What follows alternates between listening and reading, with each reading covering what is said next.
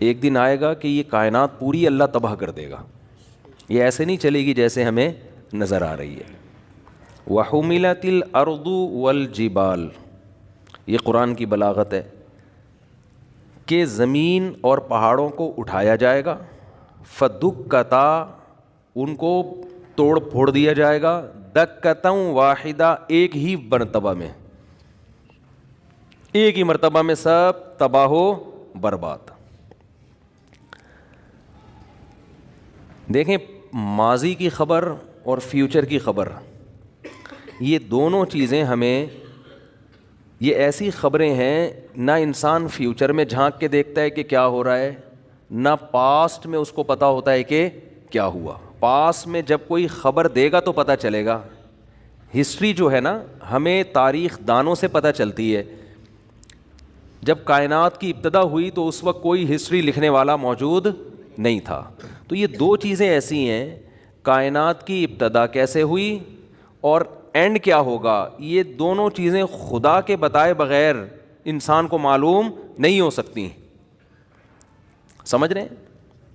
یہ پتہ ہی نہیں چل سکتا انسان کو کہ یہ ہوگا کیا فیوچر میں. مثال کے طور پر آپ نے کل صبح ناشتے میں کیا کھانا ہے، یہ کوئی سائنسدان بتا سکتا ہے آپ کو؟ ہے بھائی، یہ فزکس کیمسٹری میتھمیٹکس، ہمیں کیا پتا ہے یار فیوچر میں کیا ہونے والا ہے. میں یہ اس لیے کہہ رہا ہوں کہ یہ مذہب نے جو یہ خبر دی ہے نا کہ کائنات کو ایک ہی دفعہ میں تباہ و برباد کر دیا جائے گا، یہ خبر سائنس کے اصولوں کے خلاف نہیں ہے. مذہب کبھی سائنس کے اگینسٹ بات نہیں کرتا، کبھی مذہب کی کوئی بات سائنسی اصولوں سے ٹکراتی نہیں ہے. یہ غیب کی خبریں ہیں، اس میں خبر دینے والا اگر سچا ہوگا تو اس کی خبر کو مانا جائے گا. خبر دینے والے کے سچے ہونے کا یقین نہ ہو تو پھر خبر کو مانا نہیں جائے گا.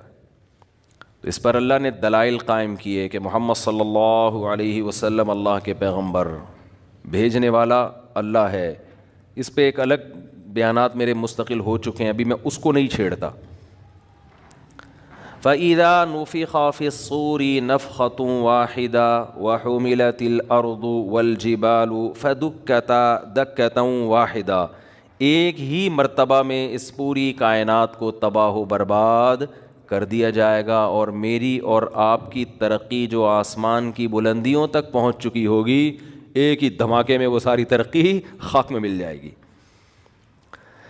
اسی کو قرآن کہتا ہے لا تغرنکم الحیات الدنیا، یہ دنیا کی زندگی تمہیں دھوکے میں نہ ڈالے.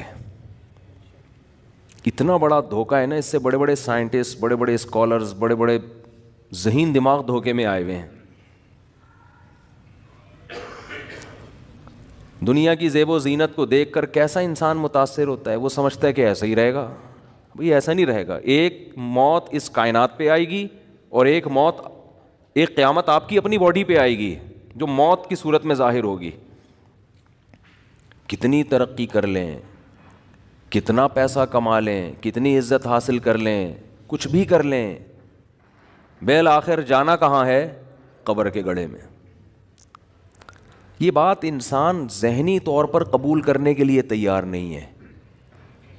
یعنی مانتا ہے کہ ایسا ہوگا، لیکن ذہنی طور پر اس کو اپنی لائف کا حصہ بنانے کے لیے تیار نہیں ہے.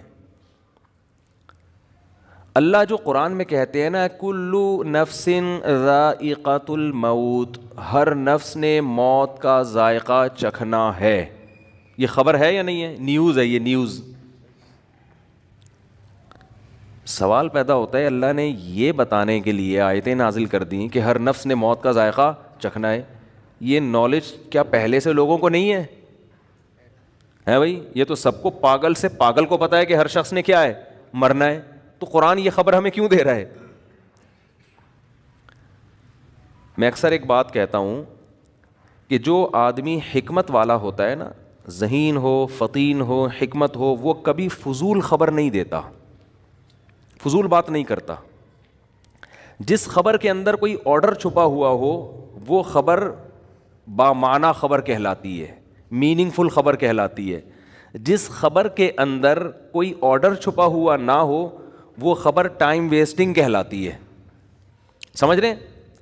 مثال سے بات سمجھاتا ہوں تو انشاءاللہ کھوپڑی شریف میں بات آئے گی. مثال کے طور پر میں آپ سے پوچھتا ہوں کہ آپ مجھ سے ملنے کے لیے آئے, میں آپ سے پوچھ رہا ہوں کہ جی صبح ناشتے میں آپ نے کیا کھایا تھا, یا چلو وہ انٹرویو سنا دیتا ہوں نا, وہ کالے بکرے والا سفید بکرے والا. وہ ایک اینکر چلا گیا نا کسی دیہاتی کے پاس, اس کے پاس 2 بکرے تھے, ایک کالا اور ایک سفید.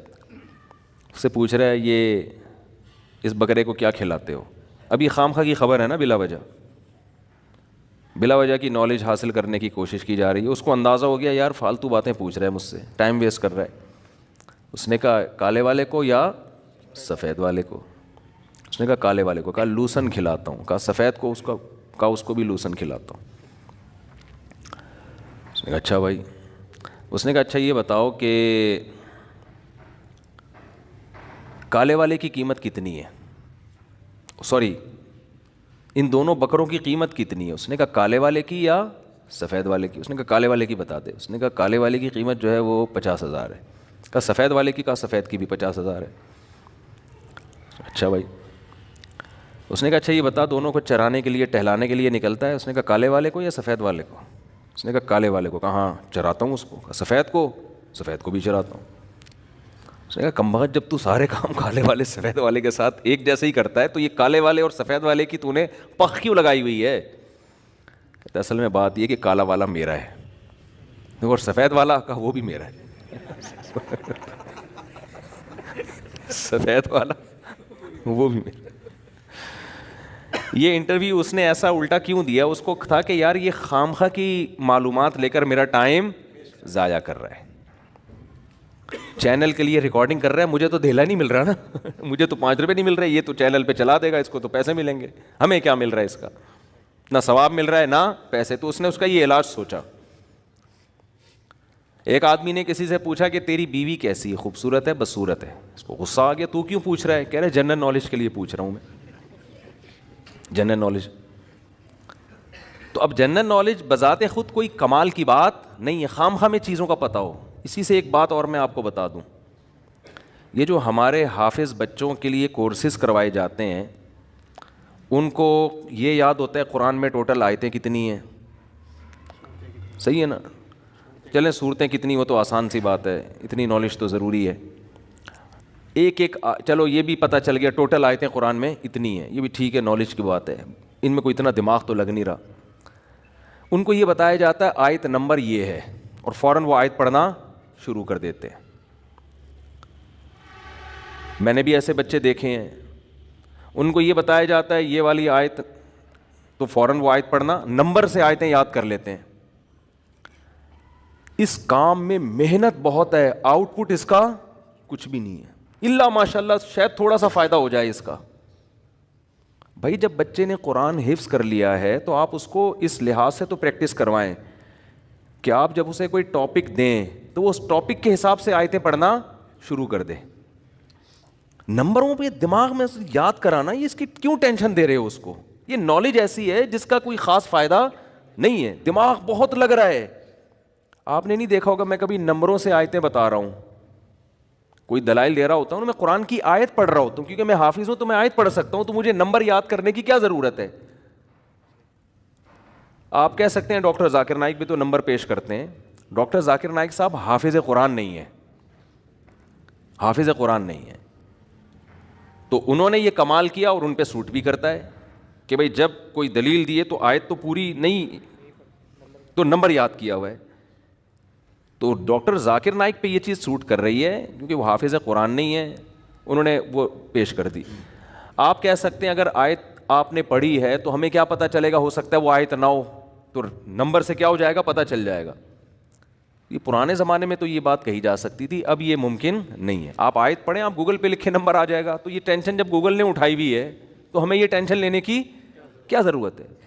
یہ چیزیں کہلاتی ہیں بھرم میں لانے کے لیے لوگوں کو. بھرم میں تو لوگ آ جائیں گے اس سے کہ بھائی آیت نمبر, آیت ایک ایک آیت کا نمبر اس کو یاد ہے. بھرم بہت اچھے پڑھیں گے لیکن اس سے کوئی علمی خدمت یا انسانیت کی کوئی خاص خدمت نہیں ہوتی. اس کی میں آسان مثال دوں, اور آسان, میں جب بھی اب ٹریولنگ کرتا ہوں لوگ مجھے ایڈریس سمجھا رہے ہوتے ہیں, جیسے بیان ہے نا, مفتی صاحب آپ یوں آئیے گا، پھر یہاں سے لیفٹ ٹرن ماریے گا، پھر یوں ٹرن ماریے گا، پھر ادھر سے ٹرن ماریے. ابے میں کہتا ہوں گوگل میپ پہ لوکیشن بھیج دے بھائی، ایسی کی تیسی یار. گوگل میپ پہ کیا بھیجو؟ لوکیشن. لوکیشن پہ آ کے میں فون کر لوں گا آپ کدھر ٹرن مارنا ہے. 2 گھنٹے کا فاصلہ، میں یہاں سے ٹرن مارنا شروع کر دوں ہے بھائی، میں اپنا دماغ کسی اور چیز میں کھپاؤں گا نا. لوکیشن بھیجو. تو ایک صاحب مجھے کہنے لگے مفتی صاحب آپ گوگل میپ کی لوکیشن کا بہت استعمال کر رہے ہو، اس کا نقصان یہ ہوگا کہ آپ کو راستے آئیں گے ہی نہیں، راستے یاد ہی نہیں ہوں گے نا. واقعی نقصان ہے یہ. جب سے یہ پہلے جب ہم سفر کرتے تھے، ہم نے صدر کہیں جانا ہے تو یہ خود ہی جاتے تھے، ہمیں پتہ تھا. اب ہم میپ کے محتاج ہو گئے ہیں. واقعی ایسا ہے. اس کا یہ نقصان ہے کہ جب آپ میپ یوز کرنا سیکھ لو گے تو پھر آپ کو راستے یاد نہیں ہوتے. لیکن یہ نہیں دیکھ رہے کہ راستے یاد ہونا جو ایک نقصان ہے، تو اس نقصان کا کیا نقصان ہے؟ کیا نہ ہو یاد کہ کیا کرنا ہے یاد کر کے؟ بہت مشکل ہے. آپ کہہ سکتے ہیں کبھی گوگل میپ بند ہو گیا تو پھر کیا کریں گے؟ پھر تو آپ اندھے ہو جائیں گے. تو وہ ٹینشن جو ابھی لینی ہے وہ گوگل میپ کے بند ہونے کے بعد ہم لے لیں گے. صحیح ہے نا؟ سمجھ میں آ رہی ہے بات؟ کیونکہ گوگل میپ بند ہو نہ ہو اس کا یقین نہیں ہے. اور یہ جو آپ راستے خام خواہ میں یاد کرنے کی ٹینشن لے رہے ہو، یہ کوئی فوجی یاد کرے راستے کہ انڈیا کا، یا انڈیا والے یاد کرے پاکستان کا راستہ کیا ہے. گوگل اگر حکومت نے بند کر دیا، ان کے نیٹ ورک بند ہو گیا تو فوج بیچارے کو کیا پتہ. ان کے لیے تو ٹھیک ہے، ہم نے یہاں سے انڈا موڑ جانا ہے، ہم نے یہاں سے لانڈی جانا ہے، ہم نے یہاں سے پٹیل پاڑا جانا ہے، تو ہمیں کیا ضرورت ہے یار؟ ٹک میپ میں ڈالو، پتلی گلی سے نکلو. آپ کہہ سکتے ہیں کہ جب اس طرح ہم مشینیں استعمال کریں گے اور دماغ کو استعمال کرنا چھوڑ دیں گے تو نقصان یہ ہوگا کہ دماغ کام کرنا چھوڑ دے گا. یہ بھی ایک نقصان کی بات. یہ واقعی صحیح بات ہے. اس کی مثال ایسے ہے جیسے کالو کا لیٹر جب سے آیا ہے نا، کیلکولیٹر کو میں پیار سے کالو کا لیٹر بولتا ہوں. تو اب لوگ 325 کو ضرب دینا 318 سے پہلے کھوپڑی سے ضرب دے رہے ہوتے تھے بیٹھ کے، ٹھیک ہے نا، یا لکھ کے حل کر رہے ہوتے تھے. اب جب سے کیلکولیٹر آیا ہے تو اب ریاضی کا دماغ میں استعمال لوگوں نے ترک کر دیا ہے.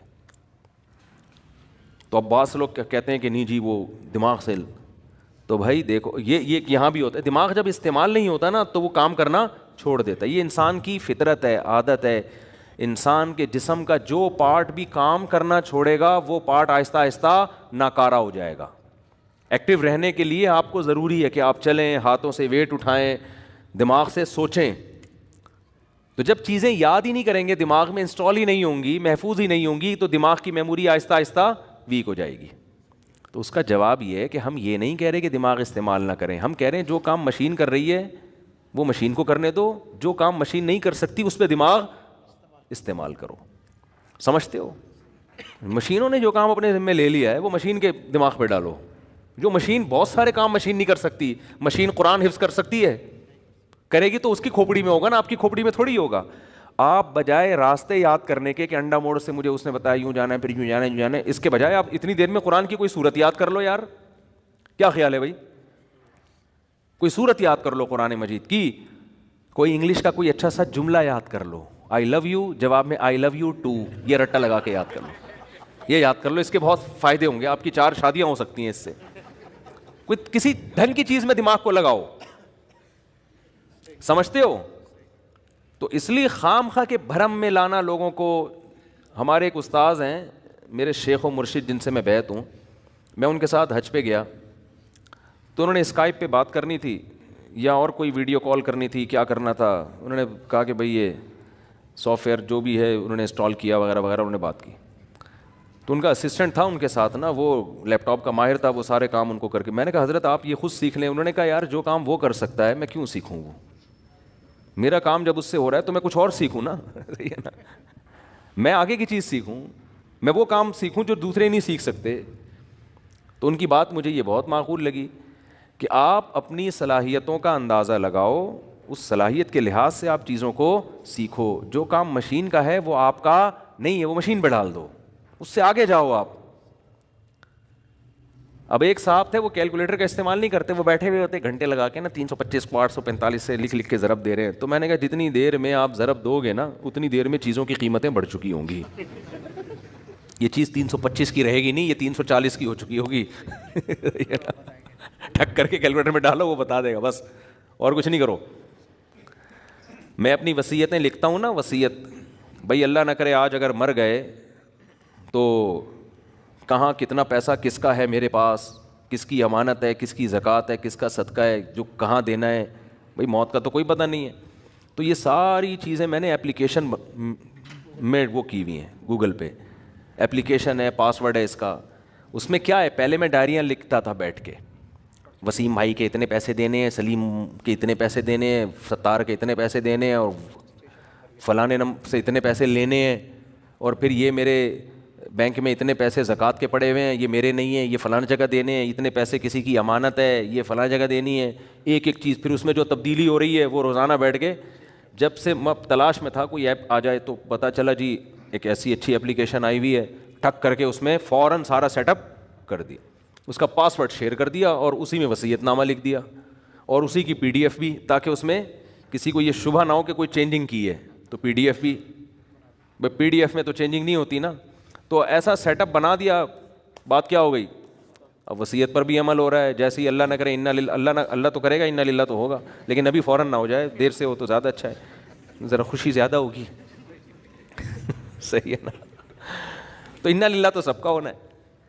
تو جیسے ہی انا للہ ہو جائے گا تو فوراً وہ اپلیکیشن کا پاسورڈ 2 بندوں کو دیا ہوا ہے, بھائی یہ دیکھ لینا فلانے کے وسیم کے اتنے کبڑ, اور گھر والوں کو بتایا بھائی ان 2 سے کوئی الجھے نہیں, ٹھیک ہے نا, ان پہ میں نے اعتماد کیا ہوا ہے اور یہ قابل اعتماد لوگ ہیں. تو یہ آپ لوگ بھی کریں کہ یہ جو بتائیں گے نا یہ ان کا اپنا ہے یا کسی اور کا ہے, تو ان کی زبان پر آپ نے اطمینان کرنا ہے. ان کو بتائیں یہ اپلیکیشن بھی دکھا دینا, بھائی مفتی صاحب نے خود اپنے ہاتھوں سے لکھا ہوا ہے کہ یہ میرے نہیں ہے, یہ سلیم. اب کوئی سلیم بن کے آ جائے بولے کہاں ہے میرے پیسے, فرضی نام بتا رہا ہوں سلیم, ہاں وہ پتہ چلا میرا کلپ چلا دیا عدالت میں, انہوں نے خود کہا تھا سلیم کے ہیں یہ.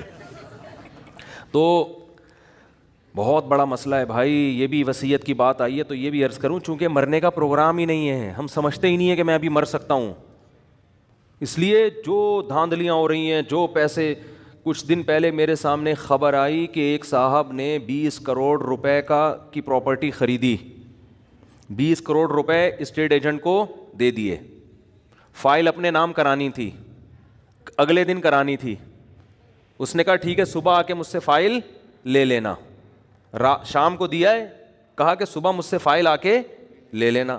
صبح سے پہلے اس اسٹیٹ ایجنٹ کو یا بلڈر کو ہارٹ اٹیک ہوا اور اس کا انا للہ ہو گیا. اب یہ پہنچ گئے 3 دن, تو جنازے, تعزیت, کفن دفن میں فوراً تو نہیں کوئی چلا جاتا نا, اگلا بولے گا بھائی تو ادھر میت پڑی ہوئی ہے تو 20 کروڑ روپے لینے آ گئے.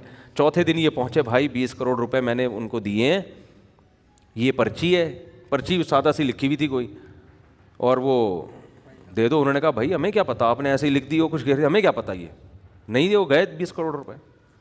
اور وارثوں کا بھی اس لحاظ سے قصور نہیں ہے کہ بھائی ہو سکتا ہے کوئی فراڈی آئے ہو, ہمیں کیا پتا, کوئی گواہ تو ہے نہیں. وجہ کیا ہے کہ اس نے یہ فرض کر لیا تھا کہ اسٹیٹ ایجنٹ ابھی 6 مہینے مزید زندہ رہے گا, جب تک فائل میرے نام نہیں ہو جاتی یہ نہیں مرے گا. اسٹیٹ ایجنٹ بھی کوئی بے دین آدمی نہیں تھا, لیکن اس کا بھی یہ خیال نہیں تھا یار شام کو میں نے فائل لی ہے, صبح کو میں دے دوں گا, اس میں کون سا. لیکن وہی بات ہے, قرآن بار بار کہہ رہا ہے بھائی کسی بھی وقت مر سکتے ہو. نبی صلی اللہ علیہ وسلم نے وصیتیں لکھنے کا حکم دیا ہے. قرآن کہہ رہا ہے جب بھی کوئی پیسوں کا بڑا لین دین ہو اس کو لکھو, گواہ بھی بناؤ اس پہ, صرف ریٹرن میں لانا کافی نہیں ہے, گواہ بناؤ اس پہ. 2 مرد نہ ہو تو 1 مرد 2 عورتیں, 4 عورتیں بھی نہیں چلیں گی, 40 عورتیں بھی نہیں چلیں گی, عورتوں کے ساتھ ایک بندہ ہونا ضروری ہے. تو اتنا اہمیت ہے, قرآن بیان کر رہا ہے مالی لین دین میں گڑبڑ نہ ہو, لیکن گڑبڑیں ہو رہی ہیں. کیوں؟ آپ نے یہ فرض کیا ہوا ہے کہ بھائی نہ میرا ابھی مرنے کا فی الحال کوئی پروگرام ہے, کیونکہ میں نے کل ہی ٹیسٹ کروایا تھا, سب چیزیں بالکل صحیح آئی تھی میری, حالانکہ ٹیسٹ بھی نہیں کروایا ہوا ہوتا, لیکن ایک مثال دے رہا ہوں, بھائی میری تو سب چیزیں صحیح آئی ہوئی ہیں. اور بھائی آپ نے ٹیسٹ اگر کروا بھی لیا ہو, ECG بھی صحیح آیا, شوگر بھی صحیح ہے, کڈنی بھی ٹھیک کام کر رہا ہے, حادثہ تو ہو سکتا ہے نا. کیا ڈاکٹر یہ بتائے گا کہ آپ کے باڈی اتنی لوہے کی بن چکی ہے کہ ٹرک کے نیچے بھی اگر آپ آ گئے تو نہیں مریں گے آپ کو اگر گولی بھی لگ گئی تو آپ نہیں مریں گے, یہ بتا سکتا ہے ڈاکٹر؟ تو بھائی گولی بھی لگ سکتی ہے, ٹرک کے نیچے بھی آ سکتے ہیں, ٹینشن سے بھی مر سکتے ہیں. آپ کی دوسری شادی ہو گئی, ڈھام مر گئے آپ, پتہ چل گیا پہلی والی کو, یہ بھی ہو سکتا ہے, حقیقت ہے یہ. آپ نے چھپ کے شادی کی ہوئی تھی, پہلی بیوی کو پتہ چل گیا, اور جب وہ اس نے ریئیکشن کیا تو آپ مر گئے. ٹینشن سے کچھ بھی ہو سکتا ہے, یا تو وہ مر گئی یا آپ مر گئے, دیا تو وہ مر گئی ٹینشن سے. کچھ بھی, کوئی بھی کسی بھی ٹائم پہ دنیا سے جا سکتا ہے. تو اس لیے یہ وصیتیں ایک گوگل ڈرائیو پہ یا ان چیزوں پہ کہیں سیو رکھا کرو اپنی. آپ کو یہ ہر وقت احساس ہونا چاہیے بھائی اس ٹائم پہ اگر مر گیا تو میرے وارثوں کو کسی قسم کی کوئی کنفیوژن نہیں ہونی چاہیے. ان کو پتہ ہو کس کا پیسہ کہاں ہے, کس کو دینا ہے, کیا کرنا ہے. اور لاکر کا پاس ورڈ بھی قبر میں نہ لے کے جایا کرو اپنے ساتھ, ٹھیک ہے نا. اپنے قابل اعتماد لوگوں کو وہ پاس ورڈ بتاؤ, اور بتاؤ یہ آپ نے کھولنا ہے, ہر ایک کو کھولنے کی اجازت نہیں ہے. ایسے کیسز ہمارے پاس بہت سارے آ چکے ہیں کہ ابا کا انتقال ہوا, اماں نے ابا کا لاکر کھولا, اس کے بعد پتہ ہی نہیں اندر سے نکلا کیا, اماں کسی کو بتانے کے لیے تیار ہیں ہی نہیں. بچے میں کھلبلی مچی ہوئی, اماں بتاؤ تو صحیح کیا نکلا اندر سے. اماں نے آدھا بتایا, آدھا ماموں کو دے دیا, ٹھیک ہے نا. مائیں بھی ایسا کر رہی ہوتی ہیں.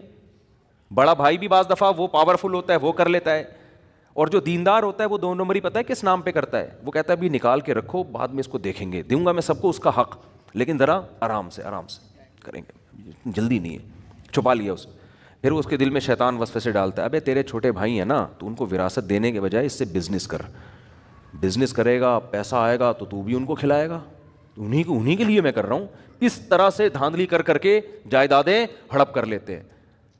کیونکہ جو دیندار ہوتا ہے نا, اس کا, ہمارے حضرت فرمایا کرتے تھے, مولوی کا شیطان بھی مولوی ہوتا ہے. وہ اس کو شریعت کا لیبل لگا کے غلطیاں کرواتا ہے اس سے. وہ اس کو جو ہے نا, جو مولوی ٹائپ کے لوگ ہوتے ہیں ان کا شیطان مولوی ٹائپ کا ہوتا ہے, جو مولوی ہوتے ہیں ان کا شیطان مولوی ہوتا ہے, جو مولوی ٹائپ کے ہوتے ہیں وہ بھی مولوی ٹائپ کا. جو شیطان اتنا ماہر ہے, وہ ہر ایک کو, ہر فیلڈ کا ماہر ہوتا ہے شیطان. اس کو پتا ہے اس بندے کو میں نے کہاں کیسے گمراہ کرنا ہے. آپ کو پتا ہے یہ جو عیسائیوں میں شرک آیا, یہ شیطان لے کر آیا نا. تو کیا شیطان نے عیسائیوں کو عیسیٰ علیہ السلام کے خلاف بغاوت پہ اکسایا تھا کیا؟ مذہب سے دور ہٹایا ان کو؟ نا نا نا نا. وہ جانتا تھا کہ یہ لوگ عیسیٰ ابن مریم کے اتنے معجزے دیکھ چکے ہیں, اتنے کہ یہ اب عیسیٰ ابن مریم سے دور ہونے والے نہیں ہیں. ان کو آپ کے نبی ہونے پر اتنا یقین ہے کہ میں اگر ان کو یہ وسوسے ڈالوں گا کہ وہ نبی نہیں تھے تو ٹائم ویسٹنگ کے علاوہ کچھ بھی حاصل نہیں ہوگا. ٹائم ویسٹنگ ہے. یہودی کو اس نے یہ ورغلا دیا کہ یہ نبی نہیں ہے, شیطان نے جو ہے نا ورغلا دیا. عیسائیوں کو نہیں ورغلا, وہ تو صبح شام عیسیٰ ابن مریم کے معجزے دیکھ رہے تھے. اتنے معجزے, بغیر باپ کے پیدا ہونا, پھر ماں کی گود میں گواہی دینا کہ میں اللہ کا پیغمبر ہوں, ایک خدا کی عبادت کرو. پھر اس نے سوچا کہ اس قوم کو میں شرک پہ لے کر آؤں. اس نے کہا ان میں شرک لانے کا طریقہ یہ کہ بت پرست بنا دوں میں ان کو. اس نے کہا, شیطان نے بولا یہ بھی پاسبل نہیں ہے. وہ عیسائیوں کو جانتا تھا. عیسیٰ ابن مریم توحید پر اتنا کچھ کہہ کے چلے گئے ہیں کہ بت پرستی اس قوم میں کبھی بھی نہیں آ سکتی. اگر میں ان کو بتوں کی عبادت پہ لاؤں گا تو ٹائم ویسٹنگ کے علاوہ کچھ بھی حاصل نہیں ہوگا. بہت امپورٹنٹ بات ہے, آج بھی یہی ہو رہا ہے, شیطان یہی کر رہا ہے. شیطان کو بہت بڑی فلم ایسے ہی تھوڑی کہا جاتا ہے. تو اس کو پتا تھا کہ یار ان میں بت پرستی نہیں آ سکتی, بت پرستی نہیں آ سکتی. شیطان نے بولا کہ اگر میں ان کو سب کو زانی بنانا چاہوں گا یہ بھی پاسبل نہیں ہے, کیونکہ یہ زنا کے خلاف ہے. مذہبی لوگ ہیں نا, یہ نہیں, یہ 2-4 لوگ زنا کر لیں گے, سارے تھوڑی زانی بن سکتے ہیں. شیطان نے کیا کیا, شیطان نے کہا ان کے اندر جو سب سے بڑی خوبی ہے نا وہ یہ کہ عیسیٰ ابن مریم سے یہ ٹوٹ کے محبت کرتے ہیں.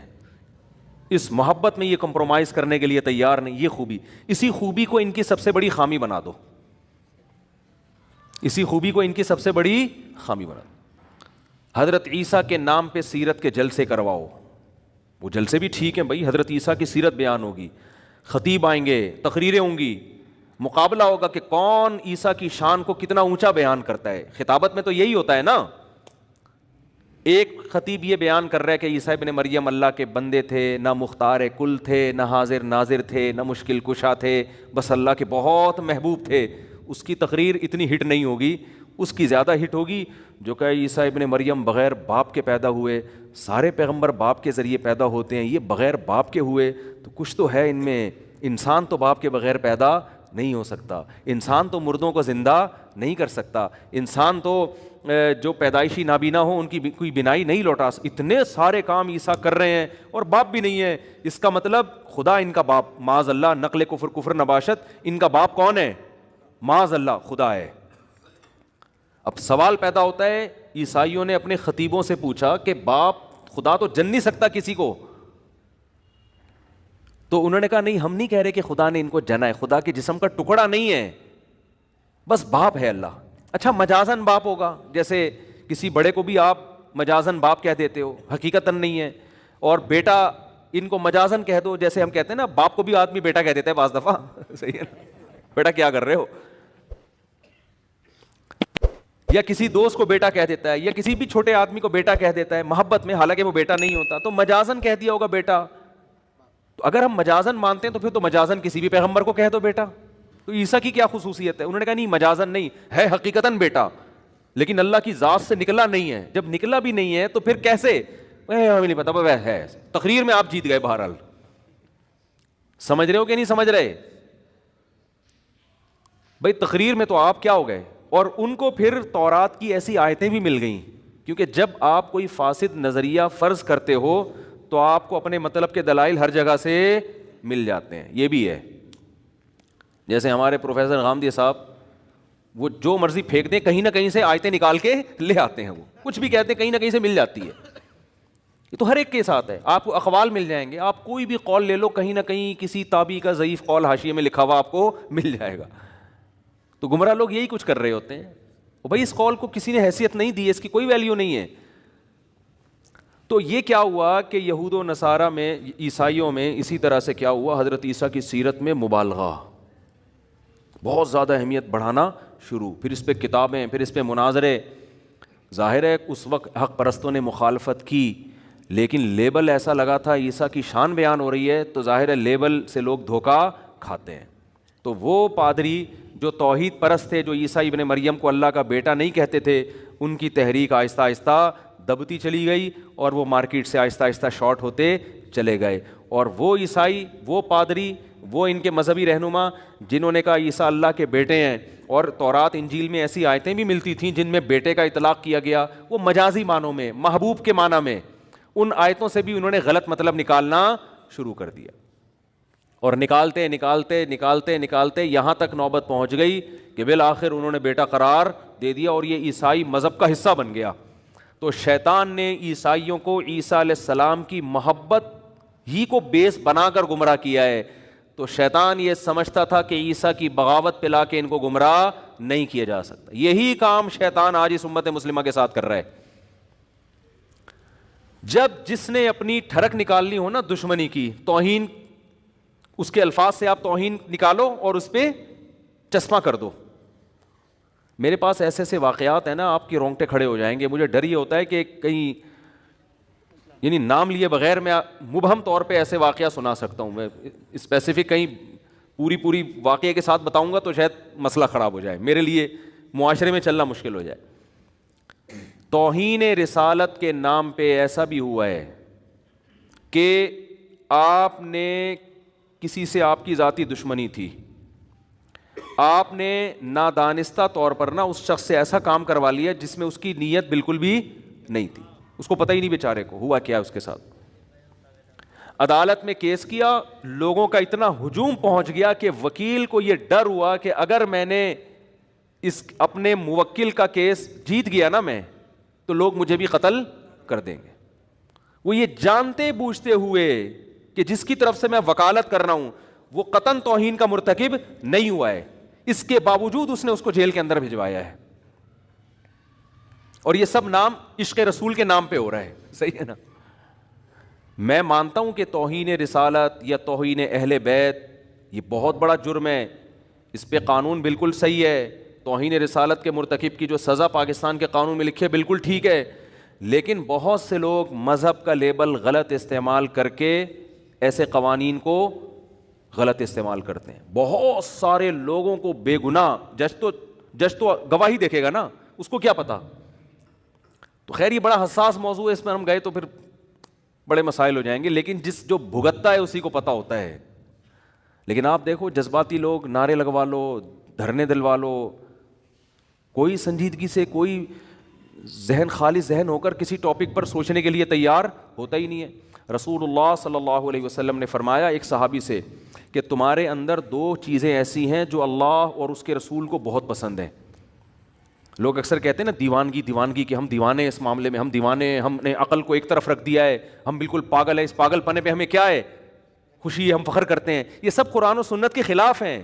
اسلام کسی معاملے میں پاگل پنے کو پسند نہیں کرتا, کسی معاملے میں جذباتیت کو پسند نہیں کرتا. کیوں؟ نبی صلی اللہ علیہ وسلم نے ایک صحابی سے فرمایا کہ تم میں دو چیزیں ایسی ہیں جو اللہ اس کے رسول کو بہت پسند ہیں. حالانکہ نبی نے کسی کے چہرے پر اس کی تعریف کرنے سے منع کیا ہے, لیکن یہاں نبی صحابی کی تعریف کر رہے ہیں ان کے سامنے. کیوں؟ اس لیے کہ وہ اتنی قابل تعریف چیزیں ہیں کہ اللہ کے نبی نے عام اصول سے ہٹ کے ان کے چہرے پر ان کی تعریف کی کہ یہ ایسی زبردست کوالٹی ہے. جیسے آپ کو پتہ ہے نا کہ یار میں اس بندے کی اس کے منہ پہ تعریف کروں گا تو اس کے خطرہ یہ چوڑے میں آ جائے گا اور اس میں کبر پیدا ہوگا, لیکن بعض دفعہ ایسی صفت ہوتی ہے آدمی کہتا ہے یار جو مرضی ہو جائے یہ تو اس کے سامنے بیان کرنی ہے, یار ایسی کوالٹی ایسی زبردست. یعنی بعض دفعہ آپ کو کسی سے حسد ہوتا ہے, جیلسی ہوتی ہے, لیکن وہ ایسا کام کر لیتا ہے آپ حسد کے باوجود کہتے ہو یار ماننا پڑے گا اس بندے نے کام بڑا خاندانی کیا.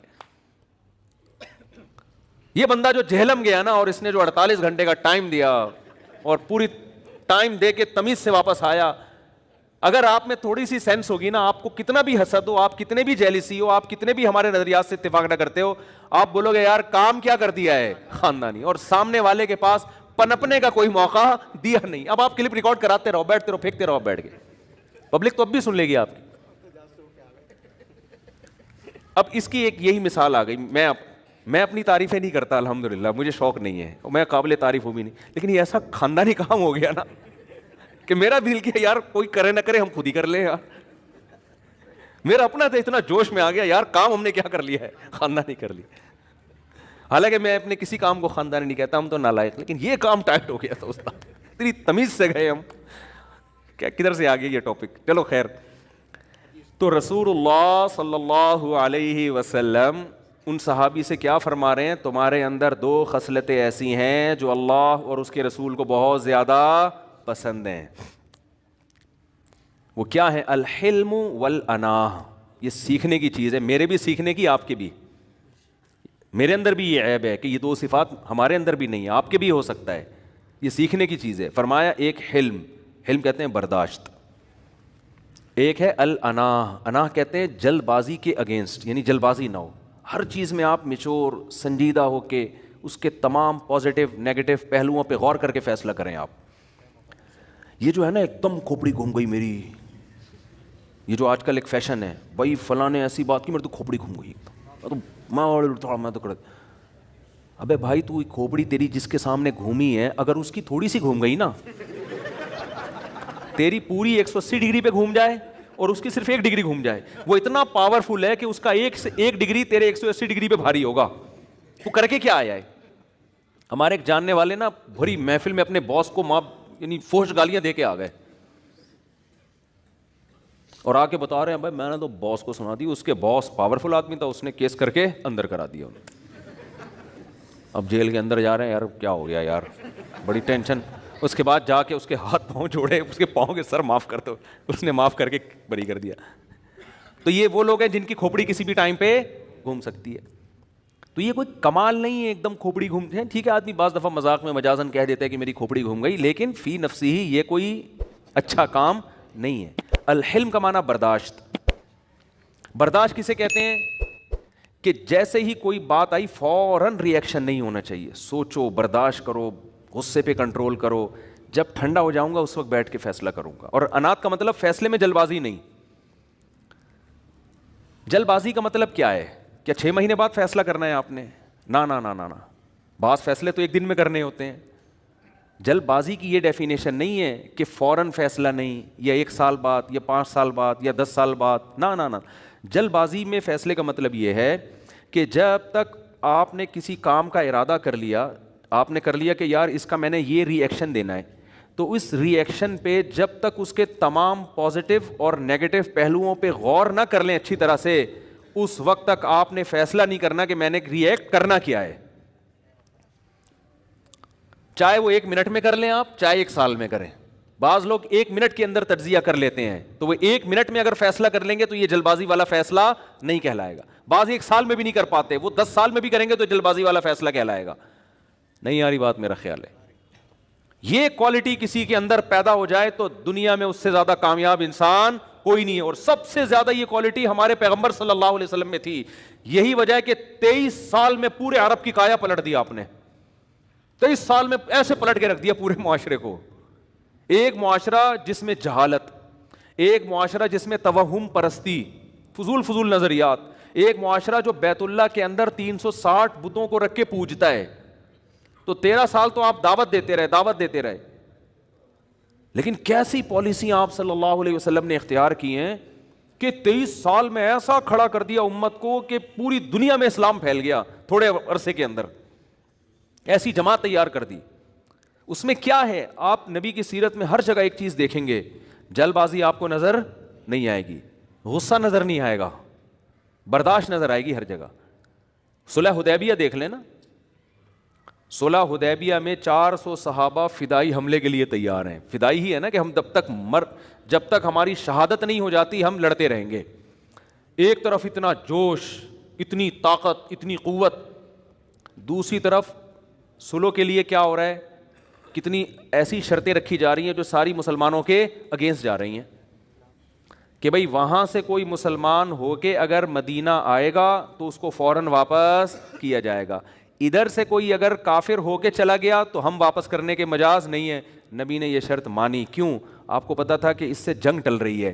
جنگ ٹالنے میں جو اسلام کو فائدہ ہے وہ جنگ کرنے میں فائدہ نہیں ہے. یہ 1400 صحابہ موت پر بیعت تو لے چکے ہیں، لیکن اگر ان کو شہید ہی کروانا ہے تو میرا تو سارا سرمایہ یہ تو لڑ کے شہید ہو جائیں گے.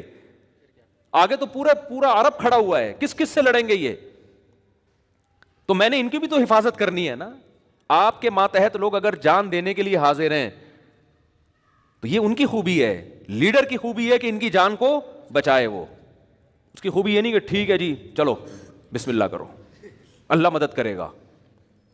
اللہ مدد کرے گا جب آپ زمینی قوائف پورے کریں گے، پھر مدد کرے گا. نوح علیہ الصلوۃ والسلام 40 لوگ ایمان لائے تھے، پوری دنیا ایک طرف تھی. کہیں بھی نہیں ملتا کہ نوح علیہ السلام نے عالم جہاد بلند کر دیا ہو کہ ہم 40 لوگ ہیں اب ہم لڑیں گے اللہ غالب کرے گا. کیونکہ اسباب کی دنیا میں 40 آدمی 40 لاکھ سے یا 40,000 سے لڑ نہیں سکتے. گراؤنڈ ریئلٹی کو دیکھ کر فیصلہ کیا جائے گا. آپ کہہ سکتے ہیں بدر میں بھی تو 313,000 پہ غالب آ گئے. تو بدر کی لڑائی اتفاقاً ہوئی ہے، رسول اللہ صلی اللہ علیہ وسلم کے ارادے سے نہیں ہوئی ہے. ارادے سے اسلام میں جو سب سے پہلی لڑائی ہوئی ہے نا وہ فتح مکہ ہے. اس میں نبی نے پہل کی ہے. 10,000 کا لشکر تھا جس کو مکہ پہ لے جا کے آپ نے حملہ کیا. اس سے پہلے کوئی لڑائی نبی نے خود پہل نہیں کی ہے. ہمیشہ ان کی طرف سے پہل ہوتی تھی، آپ ڈیفینس کرتے تھے اپنا. تو ڈیفینس تو بہرحال کرنا ہے نا، تھوڑے ہوں یا زیادہ ہوں. لیکن جہاں فتح مکہ سے پہلے آپ کو لڑائی کا موقع مل رہا ہے نا حملہ کرنے کا، وہاں آپ جنگ کو ٹال رہے ہیں کہ بھئی پہلے اپنے آپ کو تو سیف کرو. آج کیا دینداروں میں یہ خوبی نظر آتی ہے؟ مار دو، پھوڑ دو، توڑ دو. کبھی چیف کے خلاف تقریریں، کبھی فوج کے خلاف، کبھی ایجنسیوں کے خلاف، کبھی حکمرانوں کے خلاف. اس سے عوام بڑی خوش ہوتی ہے. بھائی حکومت کا پٹھو نہیں ہے، ڈنکے کی چوٹ پہ وزیر اعظم کے خلاف بولتا ہے، ڈنکے کی چوٹ پہ فوج کے خلاف بولتا ہے، ڈنکے کی چوٹ پہ جج کے خلاف بولتا ہے. بول کے آؤٹ پٹ کیا ہے اس کا؟ نتیجہ کیا نکلا؟ کیا جج صحیح ہو گیا؟ کیا اس نے صحیح فیصلہ سنا دیا؟ آؤٹ پٹ کچھ بھی نہیں ہے سوائے نعرے بازی اور ہلڑ بازی کے. 2-4 کنٹینر بک جاتے ہیں، اس کا کرایہ وصول ہو جاتا ہے. وہ جب ایک ہمارے سابق وہ تھے، ابھی تو آج کل وہ فرار ہوئے ہوئے ہیں، انہوں نے بڑے کنٹینروں کا بزنس کیا ہوا تھا نا. سابقہ حکومت کے خلاف بہت کنٹینر تھے. آج کل وہ مارکیٹس میں ادھر گئے ہوئے ہیں، یورپ میں کہیں کینیڈا وینیڈا میرا خیال ہے کہیں گھوم رہے ہیں. میں نام نہیں لوں گا پھر خام خامے وہ نیا ایشو نہ کھڑا ہو جائے. تو انہوں نے بڑے زبردست کنٹینر لا کے فضول سا جلسہ جس کا نہ کوئی سر نہ کوئی پیر، اور لیلۃ القدر کی رات کے برابر آج کی رات جو جلسے میں شرکت کرے گا، رات اس کی لیلۃ القدر کی رات سے کیا ہوگی؟ افضل ہوگی. بھئی آپ کا ہدف کیا؟ اب حکومت گرانا ہدف ہے، تو گرا کے ملک کو فائدہ ہو رہا ہے نقصان ہو رہا ہے؟ حکومت چلتی ہوئی جب گرتی ہے تو ملک کی ایسی کی تیسی ہوتی ہے، چاہے کوئی بھی ہو. آپ دیکھو نا، ہم بھی مسلم لیگ کے کوئی بہت زیادہ حامی نہیں ہیں، خامیاں خوبیاں سب میں ہوتی ہیں، لیکن حکومت جانے سے ملک کو فائدہ ہوا. ایماندار لیڈر آئے نہ آئے وہ ایک الگ بحث ہے، میں بھی پی ٹی آئی کی طرف نہیں جا رہا، لیکن جو آپ ماہرین سے ملو گے وہ کہیں گے بھائی حکومت اپنا ٹائم کمپلیٹ کرے پھر بے شک دوسرا آدمی آئے, پھر آپ اس پہ بحث کریں, ایماندار ہے, نیک ہے, جو بھی ہے, جو ہم بھی کرتے رہتے ہیں کبھی کبھار غلطی سے, جو کرنا نہیں چاہیے, کیونکہ ایک نیا ایشو کھڑا ہو جاتا ہے کہ آپ نے عمران خان کو اچھا آدمی کیوں بول دیا. تو ہم نے کون سا قرآن حدیث بیان کر رہے ہیں, اپنی رائے بیان کی, بھائی ہو سکتا ہے ہم سے غلطی ہوئی ہو, تو اس میں کیا ایسا, اس لیے میں نے یہ ٹاپک ہی چھوڑ دیا ہے. لیکن اصولی طور پر کیا ہے کہ ہمارے عوام بھی جذباتی, کسی لیڈر نے بھی کنٹینر لا کے رکھ دیا اسلام آباد میں, اس وزیر اعظم کو گراؤ. ایسا نہیں ہے کہ عوام پہلے ماہرین سے کوئی رابطہ کرے کہ بھائی کیا اس سے ملک کو, فی الحال یہ حکومت اگر چلی گئی ہمارا لیڈر تو آ جائے گا لیکن ملک کی واٹ تو نہیں لگ جائے گی کہیں, اس سے کسی کو کوئی غرض نہیں. بس مہنگائی بڑھ گئی ہے اور پیٹرول مہنگا ہو گیا ہے, گرا دو اس کو. ابے گرانے سے مہنگائی ڈبل ہو جائے گی. آپ دیکھو نا, حکومت گئی تو یہ گوادر والا پروجیکٹ کتنی تیزی سے بڑھ رہا تھا, اس کی ایسی کی تیسی ہو گئی کہ نہیں ہو گئی.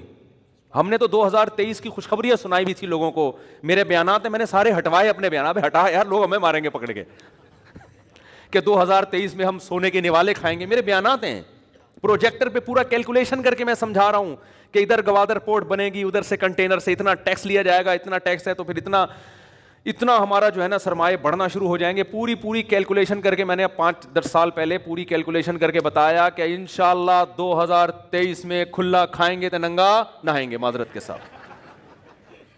لیکن وہ کیا ہے کہ گورنمنٹ کی کو کمپلیٹ ہی نہیں کرنے دیا گیا پروجیکٹ. وہ پروجیکٹ ابھی چل رہا تھا کہ حکومت گئی, جس سے گرین بس کا سارا یہ جو ہمارا کراچی کھدا پڑا ہوا ہے, سارے پروجیکٹ جہاں تھے وہیں کے وہیں دھرے کے دھرے. اب نئی حکومت آ کے تو اس کو تو بہت ٹائم لگتا ہے اس کو اٹھانے میں, لیکن قوم کے سامنے آپ یہ باتیں نہیں کر سکتے. قوم ہے جذباتی, اس کو نعرے مہنگائی ہو گئی اڑا دو, یہ کر دو, فلانا کر دو. تو بس یہ ہر گھر میں بھی یہی چل رہا ہے. بیگم نے الٹی بات کی, رکھ کے لگا دیا نا رکھ کے لگا دیا. ابے بھائی ہو سکتا ہے یہ آپ کو الٹی لگ رہی ہو, یہ بات حقیقت میں الٹی نہ ہو. سنو تو صحیح, تحقیق تو کرو. آپ کے منہ سے ہو سکتا ہے سچی مچی میں بدبو ہی آ رہی ہو وہ بول رہی ہے آپ کے منہ سے بدبو آ رہی ہے, آپ کو غصہ آ گیا.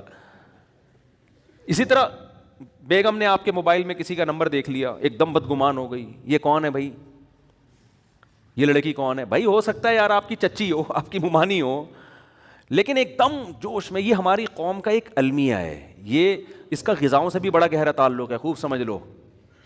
یہ جو غذائیں ہیں نا, غذائیں, ان سے بہت گہرا تعلق ہے اس کا. نیند پوری نہ ہونے سے, غذا صحیح نہ ملنے سے, ڈپریشن سے, یہ تمام چیزیں آدمی کو جذباتی بناتی ہیں. اور اس کا کلچر سے بھی تعلق ہے, کلچر ہی جذباتی والا ہے. میں نے تو بہت ساری قوموں کو دیکھ لیا نا, مجھے پتہ چل جاتا ہے کون سے لوگ ایسے ہیں جن میں ٹھہراؤ ہے, کون سے لوگ ایسے ہیں جن میں ہلڑ بازی. مثال کے طور پر آپ بعض علاقے ایسے ہیں جس میں اگر آپ کی بائک کسی کی بائک سے ٹکرا گئی تو بعض قومیں ایسی ہیں وہ کہے گا, ہنسے گا, ارے یار تھوڑا احتیاط ہے, چلے جائے گا. بعض جگہوں پر ایسا ہوتا ہے ٹکراؤ, اندھا ہے نظر نہیں آتا ہے, وہ بھی آگے جواب دے گا میں اندھا نہیں تو اندھا ہے, لڑ رہے ہیں گتھم گتھا. ابے تم نہ اس کو کوئی فائدہ ہو رہا ہے اس لڑائی کا, نہ اس کو کوئی فائدہ ہو رہا ہے. ٹکرا گئی, السلام علیکم, وعلیکم السلام, چلو بھائی آئندہ احتیاط کرو. اگلا بھی خود ہی سوچے گا یار اس طرح بائک ٹکرا بھی سکتی ہے, اب طرح تمیز سے چلو. یہ کلچر ہے, گھروں میں بھی ایسا ہی ہے, خاندانوں میں بھی ایسا ہی ہے کہ بعض جذباتی ہوتے ہیں. ہمیں یاد ہے ہمارے جب گارڈ وارڈ آنا شروع ہوئے نا تو کچھ تو آئے چلے گئے, تو میں نے دیکھا کچھ ہمارے گارڈ ہیں جو تو ایک دم سے کھوپڑی گھوم جاتی ہے ان کی. میں کہیں گاڑی اپنی پارک کر رہا ہوں, آگے رکشے والا کھڑا ہے, تو ہم رکشے والے سے ہم چاہ رہے تھے یار تھوڑا آگے لے جاؤ ہمیں گاڑی, یہاں آپ تو چھوٹی سی رکشا ہے آپ کہیں بھی لے جا سکتے ہو, تو آرام سے جا کے نا. میں نے ایک دن دیکھ لیا, میں نے اس کو بلایا, میں نے کہا بھائی یہ تیرے باپ کی سڑک تو نہیں ہے نا, یہ رکشا تیرے باپ کا ہے نا, ہم کوئی گورنمنٹ کے کوئی آفیسر ہیں جو آ کے, اول تو یہ حکومت کے کسی آفیسر پہ بھی یہ چیزیں زیب نہیں کرتی ہے, تو تکبر ہے. وہ اگر کہہ رہے ہیں نہیں ہٹ رہا میں تو نہ ہٹے, وہ ہمارے جیسی جتنی اس کی جگہ اتنی ہماری جگہ ہے. اس کو سمجھا کے نا, خیر وہ بیچارہ اللہ اس کو دنیا اور آخرت کی بھلائی ہے, پھر صحیح ہو گیا ہوگا. وہ ابھی یہاں ہے نہیں لیکن صحیح ہو گیا ہوگا میرا خیال ہے. تو یہ چیز یہ بہت مشکل سے ٹھیک ہوتی ہے, یہ چیز یہ انسان میں انسٹال ہو جاتی ہیں ایسی چیزیں کہ ایک بات آرام سے کہی جا سکتی ہے اور آپ اس کو الٹے طریقے سے کہنا شروع کر دو.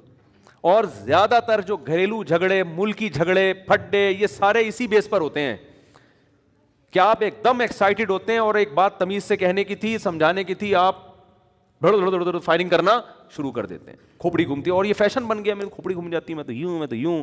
तो वो जितने सारे हादसा होते हैं खोपड़ी घूमने वालों के साथ ही होते हैं, नॉर्मल लोगों के साथ ज़्यादातर हादसा नहीं। उनके साथ बस एक ही हादसा होता है, कभी दूसरी शादी हो जाती है उनकी, इसके अलावा उनके हादसा होते ही नहीं है उनके साथ। तो तमाम पहलुओं पे आपने गौर करना। तो यहाँ भी ऐसा ही है कि अल्लाह ने बताया हर नफ्स ने मौत का जायका चखना है। तो आदमी कहते हैं अल्लाह ये बताने की क्या ज़रूरत है, तो डॉक्टर भी बताते हैं, तो हम खुद ही देख रहे हैं, हमारे दादा दुनिया से चले गए, नाना भी चले गए, फलां भी चले गए, हम भी चले जाएंगे।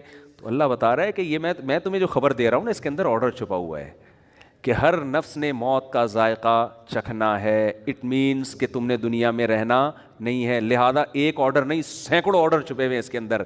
ये दुनिया दिल लगाने की जगह नहीं है, यहाँ की टेंशनों को टेंशन मत समझो ख़त्म हो जाएगी, यहाँ की खुशियों पे इतराने की ज़रूरत नहीं है।